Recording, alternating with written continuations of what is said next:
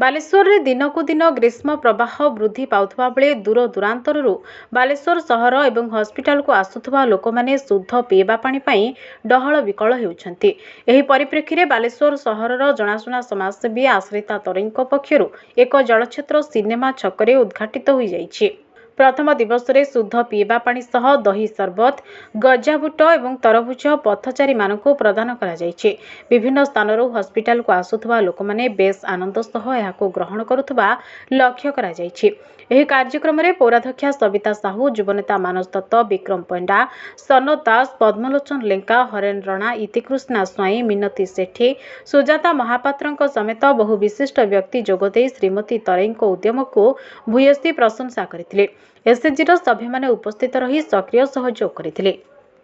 प्रथमे एबे तो चली आम ग्रीष्म प्रवाह जेमिति बहुत खरा चली सबुआड़े तो स्टल हो जल छत्र मु देखिली सिनेमा छकरे उपकृत हो पाना जल लोक मैंने बहुत हैरान होती पानी तेणु कि एटी भी गोटे स्टल पड़ा दरकार थिला जेहेतु एत ग्रीष्म प्रवाह लोक मैंने बहुत हैरान होती पानी पीवाई आज ये जल छत्र कर दही सरबत बंटन करचु, गजाबुट बंटन करचु, ता सहित तरबुज बंटन करचु।